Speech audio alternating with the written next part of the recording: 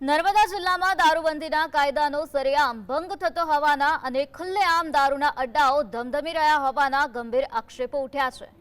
પ્રાપ્ત અહેવાલો મુજબ મહારાષ્ટ્ર અને મધ્યપ્રદેશની સરહદ પરથી કેમિકલયુક્ત ડુપ્લિકેટ ઇંગ્લિશ દારૂનો જથ્થો સપ્લાય કરવામાં આવે છે।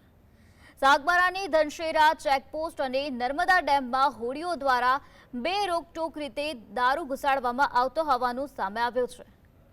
ઉમલ્લા, રાજપારડી, કુંવરપરા, ચિત્રોલ અને કેવડિયા જેવા વિસ્તારોમાં દારૂના સેન્ટરો ચાલતા હોવાનો દાવો કરાયો છે। આ સમગ્ર નેટવર્કમાં રાજકીય આગેવાનો અને ઉચ્ચ પોલીસ અધિકારીઓની મિલીભગત હોવાનો પણ આક્ષેપ કરવામાં આવ્યો, જેમાં ઘણા સમયથી એક જ જગ્યાએ તૈનાત પોલીસ અધિકારીઓની કામગીરી પર સવાલો ઉઠ્યા છે।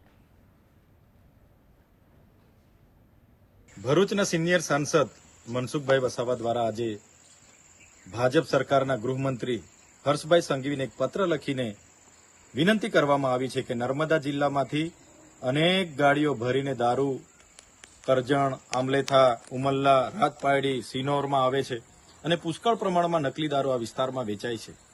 ત્યારે મોડે મોડે પણ મનસુખભાઈ વસાવા જાગ્યા છે ત્યારે આનંદ થાય છે। આ મહારાષ્ટ્રના બોર્ડર પર અલગ અલગ જગ્યાથી મહારાષ્ટ્રમાં કેટલીક ફેક્ટરીઓ જે આવેલી છે એ પોતાનો દારૂ એ ખપાવવા માટે આ જે બોર્ડર પરથી નર્મદા જિલ્લામાં કેમિકલવાળો દારૂ, ડુપ્લિકેટ દારૂ જે ઘુસાડે છે અને એ નર્મદા જિલ્લાના અલગ અલગ સ્થાનો પર જે પત્રકોમાં ઉલ્લેખ છે અને સાથે સાથે વડોદરા જિલ્લાના કરજણ અને સિનોર અને સાથે સાથે ભરૂચના ઉમલ્લા અને રાજપાડી આ એરિયાની અંદર ખૂબ મોટા પ્રમાણમાં દારૂ આવી રહ્યો છે।